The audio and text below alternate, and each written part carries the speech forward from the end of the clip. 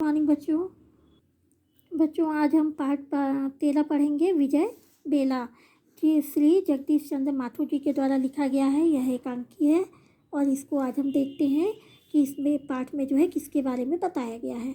1857 की क्रांति भारतवासियों में एक आत्मबल का संचार करता है। उन्हें यह एहसास होता है कि वे अंग्रेजी शासन के विरुद्ध आवाज़ उठाने में समर्थ हैं।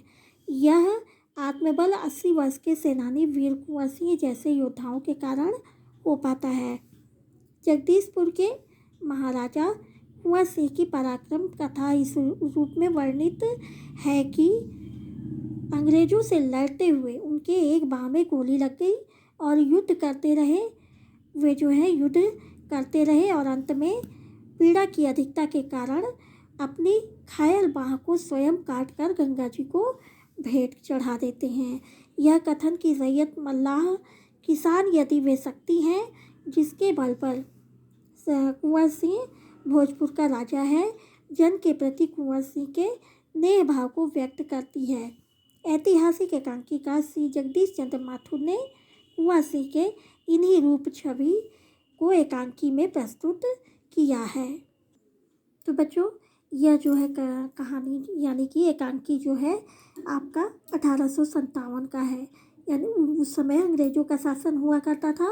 उस समय की इस एकांकी में राजा कुंवर सिंह के बारे में बताया गया है कि वो किस प्रकार के व्यक्ति थे और उन्होंने क्या किया था। तो इस एकांकी में जो एकांकीकार हैं उन्होंने महाराज कुंवर सिंह के बहुत अच्छी वीरता, सहन शक्ति और संगठन शक्ति का चित्रण किया है और वे स्वयं अत्यंत जो है पराक्रमी और युद्ध कुशल व्यक्ति थे, जिसके बारे में इस पाठ में बताया गया है। यानी कि उन्होंने किस प्रकार से अंग्रेजों के साथ लड़ाई की थी, युद्ध किया था और उसमें किस प्रकार से उन्होंने अपनी वीरता को दिखाया था, इसके बारे में इसमें चित्रण किया गया है। सबसे पहले तो इसमें एक छोटी सी बात बताई गई है जो हम देख रहे हैं। इसमें जो है यह बताया गया है कि किस प्रकार से वे अंग्रेज़ों से लड़ाई किए। यानी कि वे लड़ते लड़ते उनको अंग्रेज़ों के साथ जब लड़ाई हो रही थी तो उस समय लड़ाई के वक्त उनके एक बाह में गोली लग जाती है।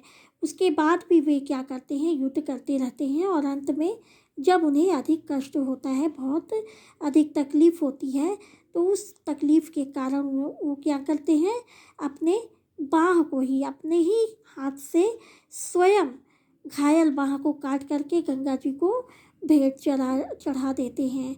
इस प्रकार से इनके बारे में इसमें जो है बताया गया है, जिसको आज हम पढ़ेंगे, यानी कुंवर सिंह के बारे में।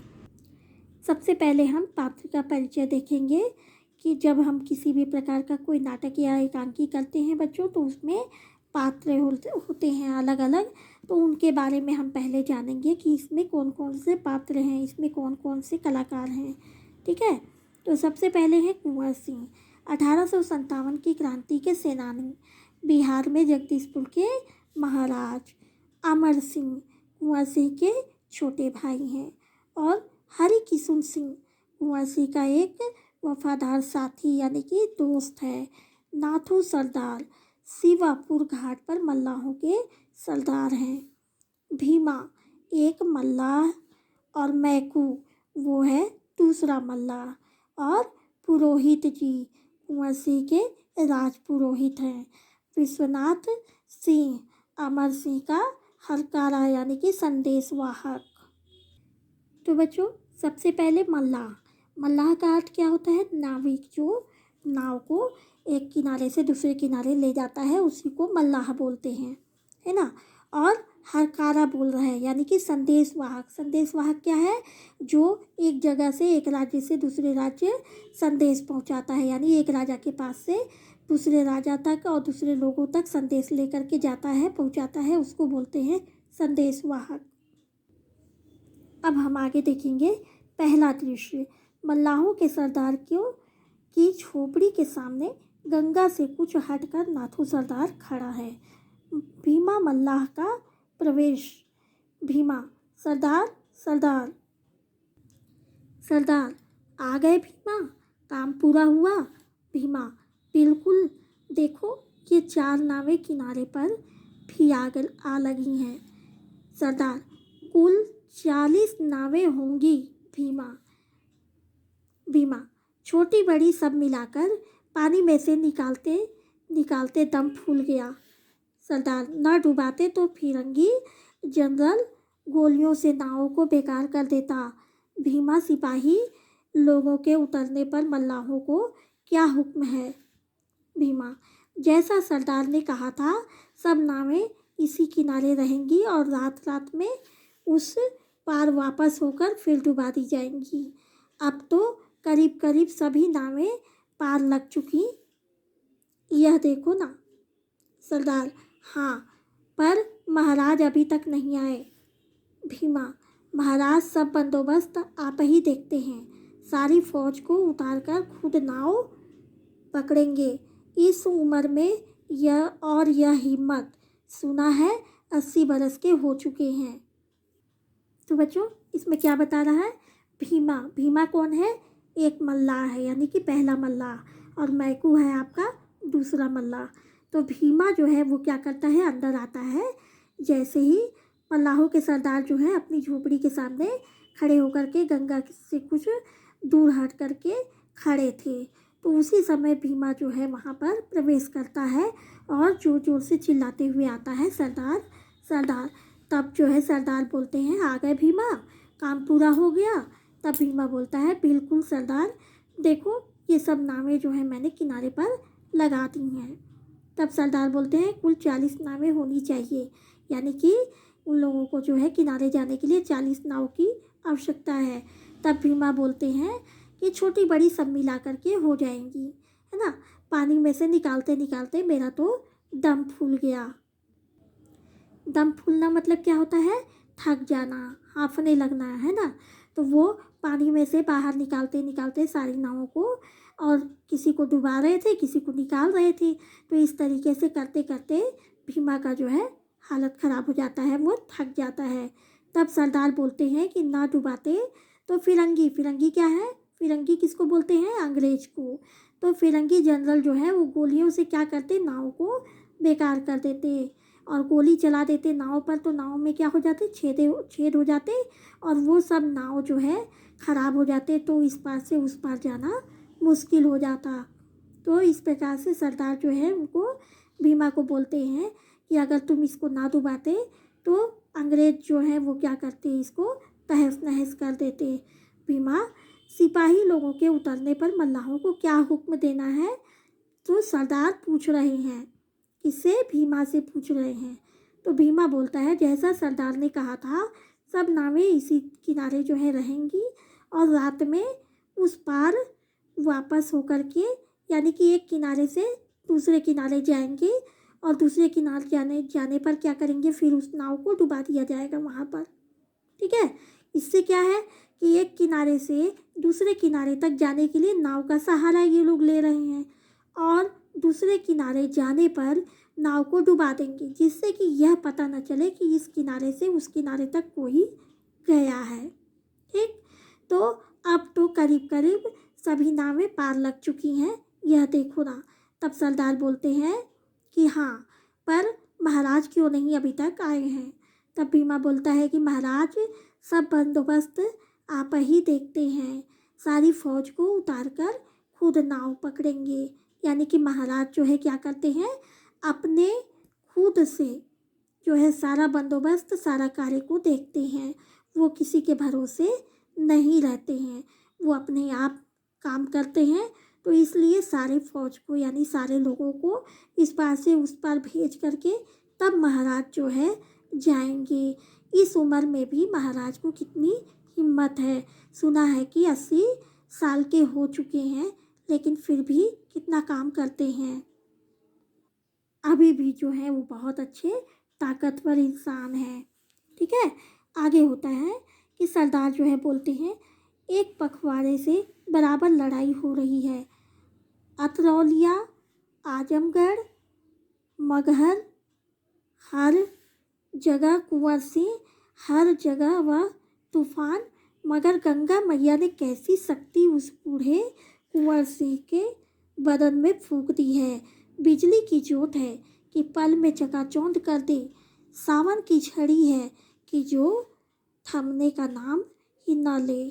भीमा, एक बात कहूँ सरदार, धरती से आसमान तक बादल घुमड़ते हैं तो बिजली कड़कती है।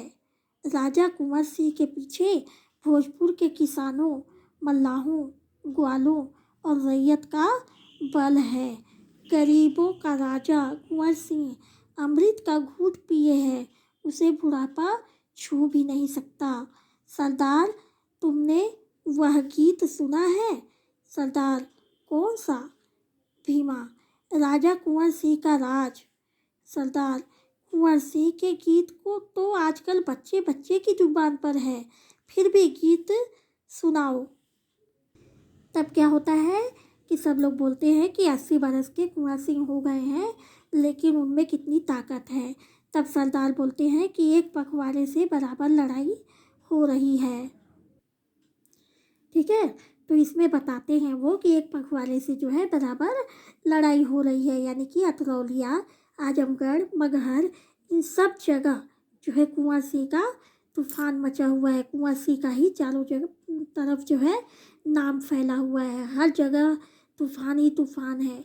मगर कह रहे हैं सरदार जो हैं कि गंगा मैया ने पता नहीं कैसी शक्ति दी है कुंवर सिंह को कि वह बिल्कुल बिजली की भांति हैं, एकदम कड़क और एकदम मजबूत। इतनी ज़्यादा शक्ति है, इतने बूढ़े हो चुके हैं, लेकिन फिर भी भगवान ने, गंगा मैया ने उनको अच्छी शक्ति दी है कि आज भी उनके हाथों में बल है। सावन की झड़ी की तरह से वह थमने का नाम ही नहीं ले रहे हैं। जिस प्रकार से सावन में पानी की जो झड़ी गिरती है, पानी की जो बूंदें गिरती हैं, वो रुकने का नाम नहीं लेती हैं, ठीक उसी प्रकार से कुंवर सिंह जो है वो भी रुकने का नाम नहीं ले रहे हैं। कितने ताकतवर हैं, हर जगह जो है उन्हीं का नाम फैला हुआ है। चारों तरफ जिधर देखो उधर कुंवर सिंह लोग नारे लगा रहे हैं। तब जो है भीमा बोलता है कि एक बात कहूँ सरदार, धरती से आसमान तक बादल उमड़ते हैं, बिजली कड़कती है। तब राजा कुंवर सिंह के पीछे जो है भोजपुर के, यानी कि उस जगह के, ये भोजपुर जो है एक जगह है, तो वहाँ का बता रहे हैं कि वहाँ के जो किसान हैं, वहाँ के जो नाविक हैं, मल्लाह हैं, वहाँ के ग्वाला जो दूध बेचने वाले लोग हैं, और रैयत, रैयत मतलब होता है प्रजा, है ना, वहाँ के लोग जो वहाँ रहने वाले लोग हैं, ये सभी लोग क्या हैं? कुंवर सिंह के बल हैं, मजबूती प्रदान करने वाले लोग हैं, जो उनके पीछे खड़े हैं। जब कुंवर सिंह चलते हैं तो उनके साथ वो लोग भी उनका साथ देने के लिए हमेशा तत्पर रहते हैं, तैयार रहते हैं। और इसी प्रकार से इस कहा जाता है कि इतने सारे लोगों का उनके साथ में बल है, ताकत है, और इसीलिए उन्हें जो है बुढ़ापा नहीं छू पा रहा है। सरदार, तुमने वह गीत सुना है? तब सरदार बोलते हैं कौन सा? तब वो बोलते हैं कि राजा कुंवर सिंह का राज, यानी कि राजा कुंवर सिंह के बारे में गीत गाया जाता है वहाँ पर। तो सरदार बोलते हैं कुंवर सिंह के गीत तो आजकल बच्चे बच्चे की जुबान पर है, बच्चे बच्चे गाते हैं, लेकिन फिर भी तुम उस गीत को मुझे सुनाओ। तब भीमा जो है वह गीत उन्हें सुनाता है। अब ये गीत क्या है, इसको देखते हैं हम लोग। भीमा गाने के स्वर में। राजा कुंवर सिंह का राज, कि जिसमें सिरजे सबके काज, कि जिसमें दीन बने सरताज, कि जिनके छूने में थी लाज, ताज पर इठलाता है आज राजा कुंवर सिंह का राज। सरदार, भीमा, महाराज को अब तक आ जाना चाहिए था, शायद चलते चलते फिरंगी की आंखों में कुछ और धूल झोंकने का इंतजाम करते होंगे। अब क्या करता है भीमा, जो है उनको गीत सुनाता है सरदार को। तब सरदार जो है गीत सुनने के बाद बोलते हैं कि भीमा, महाराज को, यानी कि राजा कुंवर सिंह को अब तक आ जाना चाहिए था, क्योंकि चलते चलते जो है हो सकता है, सरदार कह रहे हैं हो सकता है कि शायद वो जब चल रहे हों तो चलते चलते अंग्रेज़ों की आंखों में खुद कुछ जो है धूल झोंकने का इंतजाम कर रहे होंगे। तब भीमा बोलता है, राजा कुंवर सिंह की बुद्धि की क्या तारीफ़ करूं सरदार, कटार की धार सी पैनी है। हरकिशुन को साधु बनाकर भेजा, जानते हो किस लिए? सरदार, क्यों? भीमा, हरकिशुन ने गांव-गांव में खबर उड़ा दी कि नावें तो मिल नहीं रहीं, इसलिए कुंवर अपनी फौज के साथ बलिया घाट पर हाथियों से गंगा पार करेंगे। सरदार, फिरंगी ने सब सुना होगा। भीमा, सब सुना, और फिर हरकिशुन ने जन जनरलों के सामने भी यही बात कही। फिर क्या था? दोनों जनरलों ने बलिया घाट की तरफ घोड़े दौड़ा दिए और वहां छिपकर दांव लगाए बैठे थे कि कब कुंवर सिंह के हाथी गंगा पार करें और कब उन्हें जो है ठिकाने लगाया जाए। सरदार हंसते हुए, खूब। और इधर शिवा घाट पर मैदान साफ हो गया और राजा कुंवर सिंह नाव पर गंगा जो है पार करके आ पहुँचे। खूब छकाया इन लोगों को। अब क्या होता है कि भीमा जो है बताने लगता है कि राजा कुंवर सिंह की बुद्धि की क्या तारीफ की जाए, उनकी बुद्धि बड़ी तेज है। जानते हो उन्होंने क्या किया? कि उन्होंने हरकिशुन को भेज दिया साधु बना करके और चारों तरफ यह बात फैला दिया कि राजा जो है बलिया घाट पर हाथियों से गंगा पार करेंगे, अपनी फौज लेकर के वहीं पर आएंगे और वहीं से गंगा पार करेंगे, क्योंकि नाव से वो नहीं करेंगे। तब सरदार जो है बोलते हैं कि फिर क्या हुआ? ये तो अंग्रेजों ने भी सुना होगा। तब भीमा बोलता है कि हाँ, उन्होंने भी सुना, और वे क्या किए कि चले गए बलिया घाट पे अपने घोड़ों को लेकर के, और वहाँ जा कर के छिप कर के बैठ गए और वहाँ पर आस लगाए थे कि कब कुंवर सिंह आएंगे और हाथी से गंगा पार करेंगे, हाथी पर बैठ कर के गंगा पार जो है करेंगे, और कब उनके ठिकानों को हम जो है कि पार लगा देंगे। लेकिन यहाँ पर तो उल्टा हो गया, और इधर जो है शिवा घाट पर मैदान साफ हो गया, खाली हो गया। सारे यहाँ से अंग्रेज जो है निकल करके और बलिया घाट पे चले गए, और इधर कुंवर सिंह जो है शिवा घाट से क्या किए, गंगा पार करके और नावों से पहुँच गए। खूब उन लोगों को बुद्धू बनाया, और दूर से कुछ गोलियों की आवाज़ आने लगी। तभी सरदार, भीमा कुछ सुना? भीमा, गोलियाँ। सरदार, भीमा, वह फिरंगी की फौज, वह देखो। फिर गोलियों की आवाज़ और स्पष्ट आने लगी। तभी मैकू आता है, दूसरा मल्लाह जो है वो दौड़ते दौड़ते आता है, और सरदार सरदार वह देखिए, नाव, अकेली नाव। सरदार, हाँ महाराज ही हैं। गोली की आवाज़, गोली चल रही है और नाव पर निशाना है। भीमा, अगर मल्लाह को गोली लगी तो? मैकू, और अगर महाराज को लगी? सरदार, कुछ करना है, सिपाही लोग कुछ ना कर सकेंगे इस मौके पर। सरदार, मैं जाता हूँ, गोलियों की आवाज़ सुनते हैं। भीमा, किधर? सरदार, नदी में तैरकर साथ में रस्सी ले जाऊंगा, तुम किनारे से खींचना। अब क्या होता है, भीमा और सरदार जो है आपस में बातें करते रहते हैं, और उसी वक्त जो है गोलियों की आवाज़ सुनाई देती है। तब जो है सरदार बोलते हैं कि भीमा, कुछ सुना? तब भीमा बोलता है कि हाँ, गोलियों की आवाज़ सुनाई दे रही है। तब इतने में मैकू जो दूसरा मल्लाह है वो दौड़ते दौड़ते आता है और बोलता है, सरदार सरदार, वह देखिए, अकेली नाव आ रही है। तब सरदार बोलते हैं, हाँ, लेकिन उसमें महाराज हैं और गोली चल रही है, आवाज़ आ रही है। नाव पर ही निशाना लगाया जा रहा है, अंग्रेज जो है उन्हीं पर जो है गोलियां बरसा रहे हैं। तभी जो है भीमा बोलता है, अगर मल्लाह को गोली लग गई तो क्या होगा? तो मैकू जो है वो बोलता है, और अगर महाराज को लग गई तब सरदार, कुछ करना होगा, सिपाही लोग कुछ ना कर सकेंगे इस मौके पर। सरदार जो है बोलते हैं, ठीक है, मैं जाता हूँ। गोलियों की आवाज़ बहुत तेज़ से आ रही थी। तब भीमा बोलता है, किधर जा रहे हैं आप? सरदार बोलते हैं, नदी में तैर कर जाऊँगा और महाराज को जो है मैं बचाऊँगा। साथ में मैं रस्सी लेकर के जा रहा हूँ, रस्सी की छोर फेंकूँगा तो तुम किनारे से खींच लेना।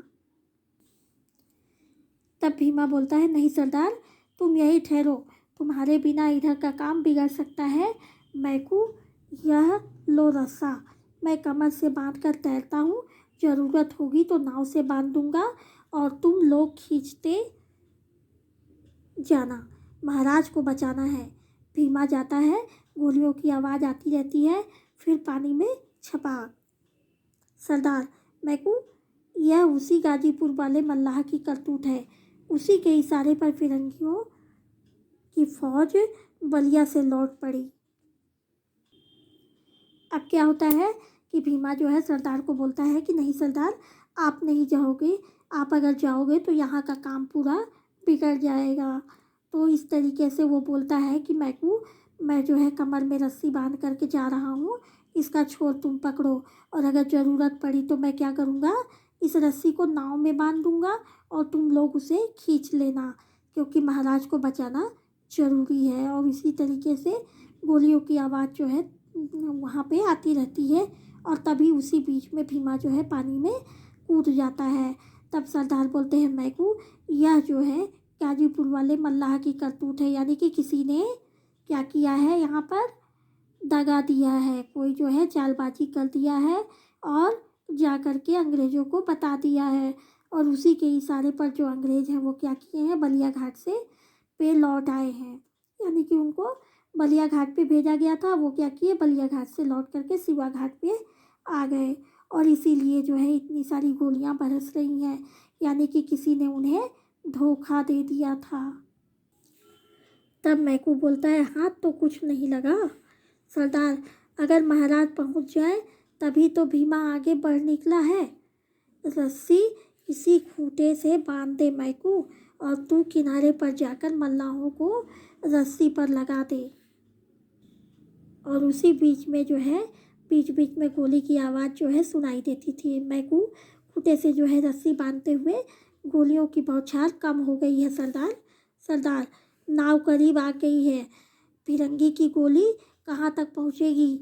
मैकू, मैकू, जल्दी कर, दौड़, भीमा इशारा कर रहा है, दौड़, ला यह रस्सी मुझे दे, उतर जा पानी में। तभी मैकू का दौड़ते हुए जाना, यानी कि मैकू जो है दौड़ते हुए चला जाता है। सरदार, मैकू शाबाश, रस्सी हाथ में ले लेता है और घोड़े की टाप सुनाई पड़ती है। सरदार, कौन? अश्वारोही। महाराज कहाँ हैं?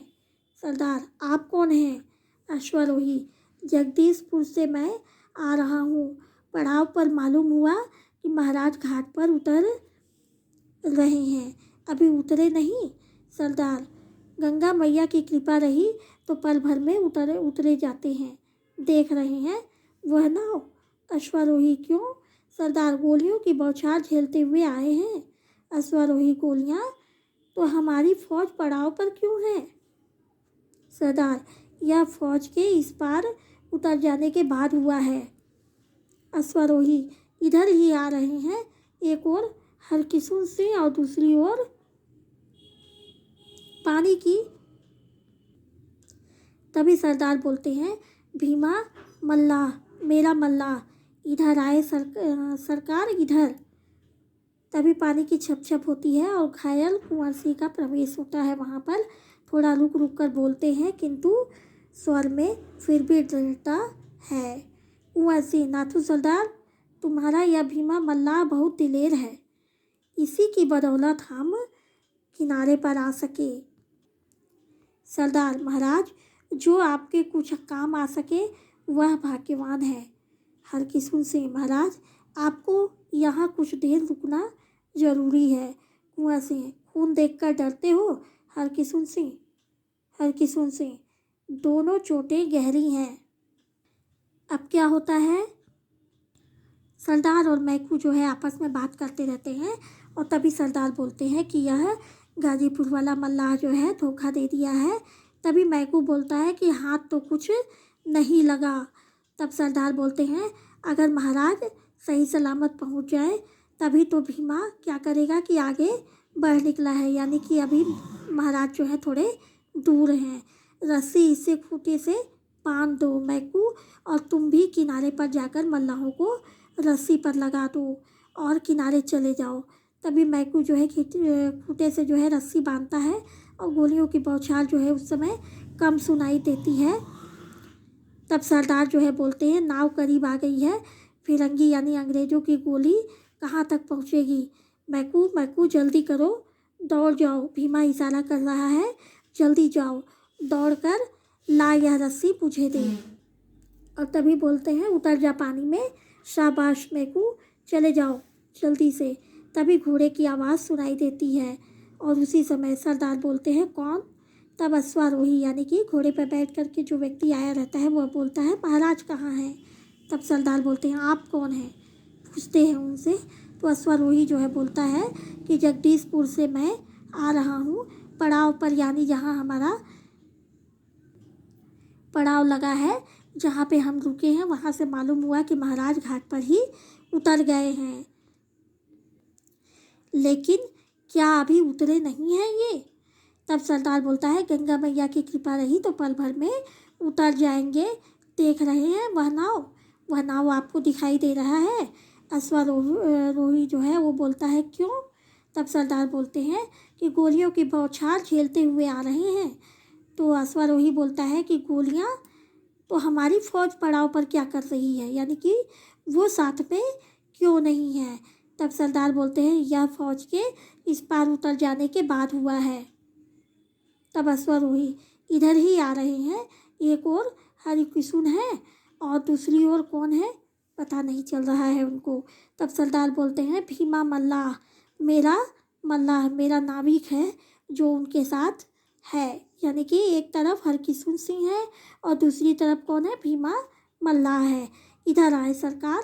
अब सरदार जो है राजा कुंवर सिंह को बुला रहे हैं कि आप इधर आइए। पानी की छप छप की आवाज़ आती है और कुंवर सिंह जो है वो घायल रहते हैं। घायल अवस्था में ही वो वहाँ पे प्रवेश करते हैं, अंदर घुसते हैं। तब थोड़ा रुक कर बोलते हैं, किंतु स्वर में अभी तक जो है दृढ़ता है, यानी कि अभी भी उनके स्वर में मजबूती है। कुंवर सिंह बोलते हैं, नाथू सरदार, यानी कि जो मल्लाहों का सरदार है उससे बोलते हैं कि नाथू सरदार, तुम्हारा यह भीमा मल्लाह तो बहुत ही दिलेर किस्म का आदमी है। इसी की बदौलत हम यहाँ किनारे पर आ सके हैं। और सरदार बोलते हैं, महाराज, जो आपके कुछ काम आ सके वह जो है व्यक्ति बहुत भाग्यवान होता है। यानी कि सरदार वीर कुंवर सिंह को कह रहे हैं कि महाराज, जो आपके काम आ सके वो क्या होता है, भाग्यशाली होता है। हरकिशुन सिंह बोलते हैं, महाराज, आपको यहाँ कुछ देर रुकना चाहिए।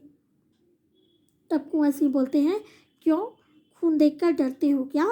हरकिशुन बोलते हैं, दोनों चोटें गहरी है, यानी आपको चोट लगी है और बहुत ज़्यादा लगी है, और आपकी चोट जो है बहुत गहरी है, बहुत ज़्यादा है, इसलिए आपको कुछ देर यहाँ पर रुकना चाहिए।